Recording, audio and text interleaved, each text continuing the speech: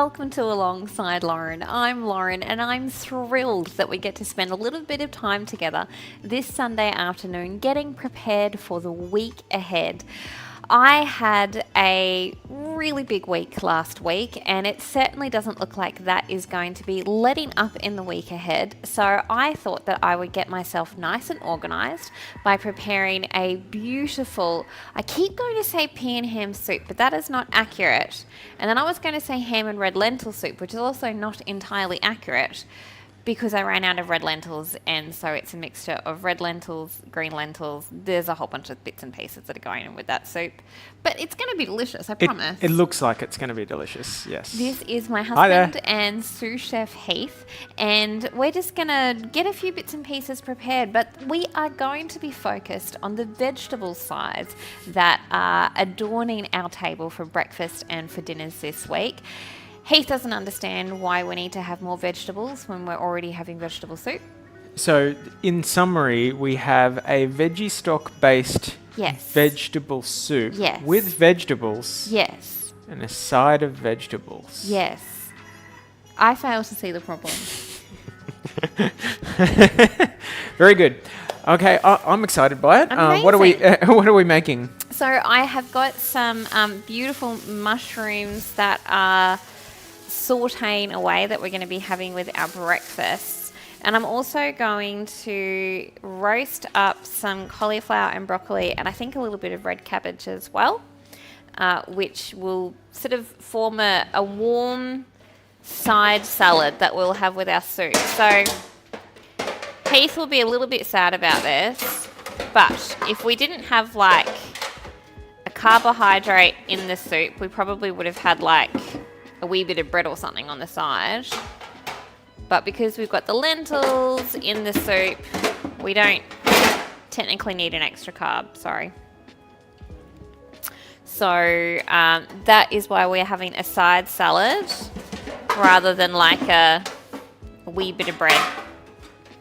And you know, any opportunity that I have to increase the vegetable content, I'm always about that. Much to Heath's displeasure. Well, he says that, but he always enjoys eating it. I do. I admit it. I love eating. Doesn't everybody? Just about. But we've got some really good friends of ours that we love dining out with. Shout out to Tim and Yen. And we had Tim and Yen round for lunch yesterday because, you know, we just wanted to have basically nice steak and sides, really. Yep. And a nice bottle of wine. And good company. And brilliant company. So we did exactly that. We had beautiful cattleman's steak. So that, I guess in terms of a cut, it's similar to a rib on the bone, but it's a much larger cut, so it's a bit further down one end where it's a bit bigger. Yeah, so we fortunately our local supermarket had Cattleman's on sale in this last week, and so Heath is our primary fancy cut of meat selector. That is definitely the technical term. That is the technical term. That is the technical term. And so he had selected two amazing Cattleman's. They were hefty, weren't they? They were hefty. And so they were perfect for sharing between the two couples, even to the point where we actually had a little bit left over, and so they have gone towards making some particularly epic sandwiches for tomorrow.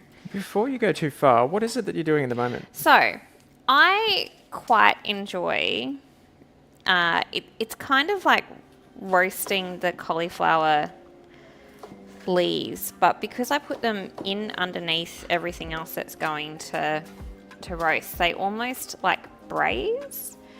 And kind of like bok choy or something. Yeah. And you know, you've already paid for it, so true. Why not eat it? Yeah, if it's not poisonous. It's really tasty. And it tastes okay. Yeah. I guess I wouldn't have even known that you could eat cauliflower leaves or cauliflower. What would you call these actually? I would Stems? say like maybe stems. Yeah. Yeah. And I've Or also ribs. just got, Sometimes people call them ribs, yeah, right? Yes, they do. But I feel like that's potentially a bridge too far. Yeah, it sounds like a vegan thing. You told me I was getting cauliflower. You go ribs, and I go That's right. yes. Yes. And then you'd say cauliflower, and ribs. I'd go And like, no. Oh. Oh. So I've got some just wedges, Reginald. Wedges of red cabbage Oh, yes. here. So why do you cut them into wedges? Oh, just because it makes it easier to cook. Because we don't, we kind of want everything to cook within a similar amount of time. And by having these cut into wedges, they'll sort of cook within the time of the broccoli and the cauliflower and the cauliflower leaves. Yep.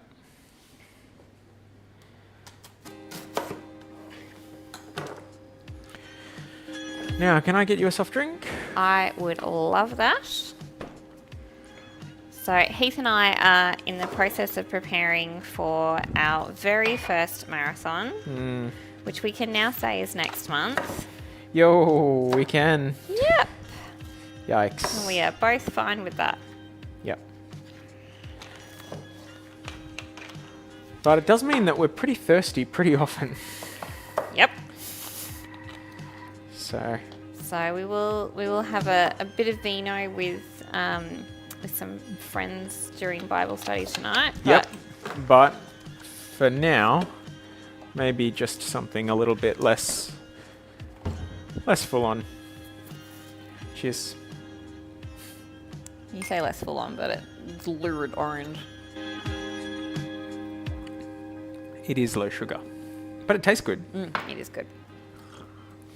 So I'm just chopping the Broccoli?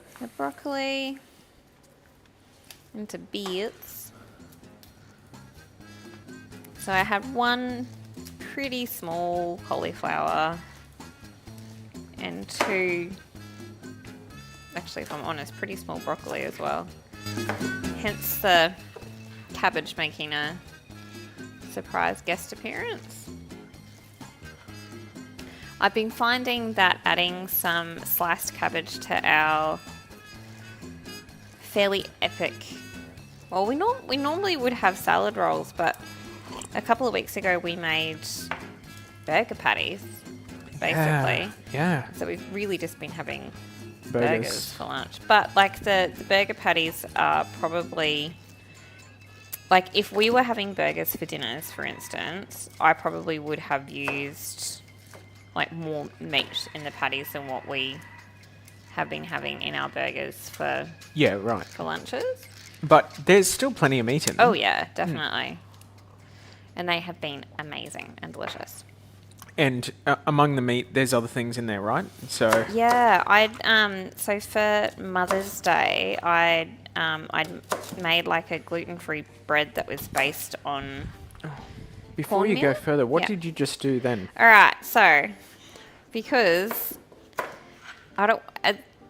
based on what you could see with the cauliflower leaves, I don't want to give up any part of these beautiful, good for you, and expensive vegetables. So I am just cutting off the sort of heavy woody bits of the broccoli. This is the broccoli stem. Yeah. And then just chopping it into Little cubes. and adding it in. And honestly, I actually think broccoli stem is nicer than the broccoli florets. Love it. It's sweet. It's really lovely. And then these bits stems that are left over Mm-hmm. will just go in the very exciting bag that I keep in my freezer. Ah, yes, that you tell people about most weeks. Yep. You got That goes for our veggie stock.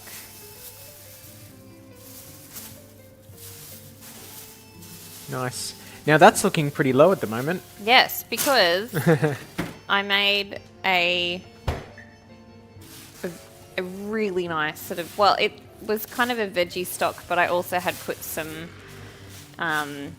chicken frames and some lamb bones in there as well to kind of just round out the flavour. Can we have a little look at it? Yeah, sure. Just a sneaky peek. I've also got sitting in there the rind from some parmesan, which is there, so that'll sort of impart like a nice cheesiness. Oh, that's cheese. Okay, that's the cheese. rind. Yeah, it's the rind, so it won't like fully melt, but it will just impart a beautiful flavour. Right, and then But, yeah. I'm seeing a lot of celery Yep. and carrot. bit of carrot. There is some zucchini in there and capsicum. Lots of onion, lots of garlic. And then the then you've got the the broth, red. the broth, which is the veggie stock. It's very brown. It is. And part of that is because I use the onion skins in it. So I keep the onion skins if the onions are like clean, and the onion skins will sort of impart that that particular colour Nice. to it. So it just really adds a depth of richness. I think it's nice. But, you know, I'm probably a bit stoned. Well, I heard the Thermomix make a heap of noises. Yes. So it sounds like we've got multiple things all going We on at do. once. So I'll just pull out the Italian herbs, the olive oil. Oh, yes. And this is to season the veggies? Yeah. But you're right. I will get the mushrooms going. Well, done. So they smell spectacular, if I do say so myself. And so we'll have these mushrooms for breakfast over the next 3 days. And we'll serve them with eggs and with a bit of spinach. I'm also going to cook up some silver beet with tomato. I normally sort of will have 2 veggie sides for our breakfast. Just because it really helps with starting the day right to have a heap of veg. And I also find that I'm less likely to want to chow down if there's cake or something like that at work. Well, I heard the opposite. I heard that if you had cake for breakfast, you're more likely to lose weight. In a study done once by somebody. That sounds legit. Their theory was that once you had sugar in the morning, you didn't feel like you needed more of it. However, I think similar studies were happening while a guy decided it'd be good to make cereal sweet back in like the 50s or something. Okay. And that did not go well. No. No, we now live in a world where all cereal is full of sugar. Apparently, the highest sugar content cereal ever made was 56% sugar. What? How could you Isn't that even insane? eat that? It was called Diabetes. Sugar Smacks. Oh, jeez, because it did. Just around the head. It did not last very long. It did not last very long. Well, no, I think with that amount of sugar, it would have lasted forever. So that will just go in the fridge now. Yep. And we'll just serve small portions of it out each morning and heat it up in a little ramekin. And so voila. All right. Okay. What are we on to here? So now we have got our roast vegetables. So a nice anointing of olive oil there.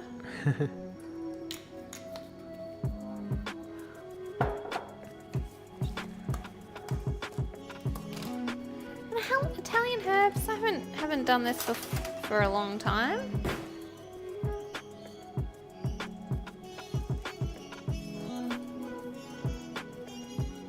I've got the oven preheated to 200.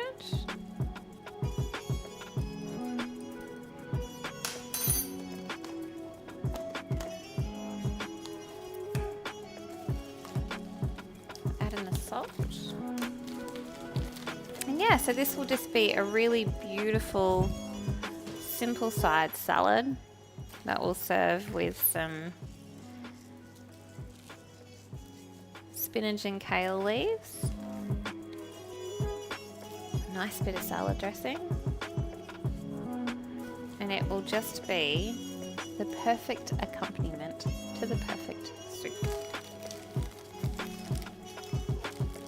Here's my enormous bag of black and gold salt. Into the oven.